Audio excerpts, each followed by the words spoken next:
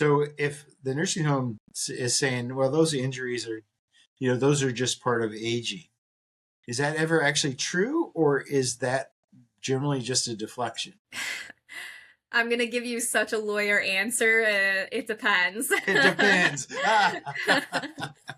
um, so I would say it really does depend on what the injury is. Also, if you're concerned as a loved one, have them sent to the hospital and evaluated by an independent provider. A lot of these facilities have like independent contracts with nurse practitioner groups or MDs that will come in and observe your loved one. And I'm not saying that they're not, in some circumstances, they're not, actually doing their job and actually notating things.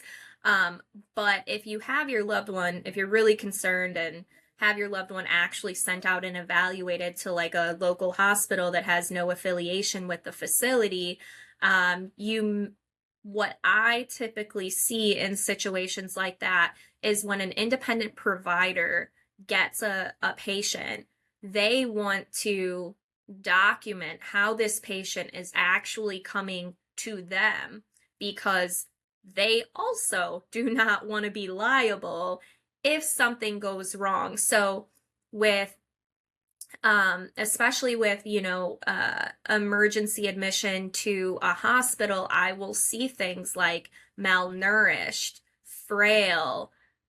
They'll take pictures of the pressure wound if there's one.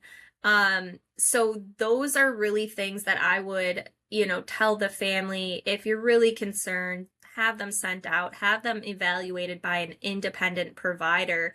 And if the facility is saying, well, this is just aging. I hear that all the time as a defense in my cases, well, they were 90. This wound was unavoidable because they're a diabetic or they're, older. A lot of times it's like they're old, so these things happen is pretty much Hmm. what the defense is saying. And the truth is do falls happen? They do sometimes. But a facility cannot say that something like a fall or a wound is unavoidable if they are not implementing every reasonable safety measure that they can in order to keep your loved ones safe. So it really comes back to looking at the care plan and, you know, uh, calling your state ombudsman, or if you need to talk to a lawyer just to see is there something here? Is there something more that I could be doing or should be looking for?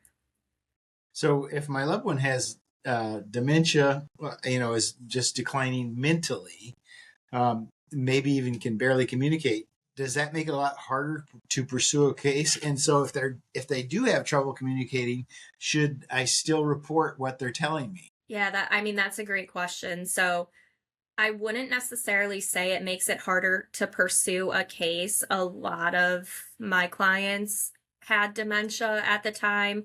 Um, I absolutely think families should take what their loved one says seriously, even if their loved one does have dementia. Um, I don't want to get, too dark on what can happen in these facilities, but believe it or not, sexual assaults occur inside these facilities, and a lot of victims who are targeted are those with dementia because people, the perpetrator essentially believes nobody's going to believe them, they're not going to remember, they're not going to be able to actually communicate what happened to them. But there are other signs, like what I was talking about earlier about, maybe being more reserved or afraid toward a particular staff member, or maybe their mood has significantly changed. And so I would encourage families to believe So their loved the, one.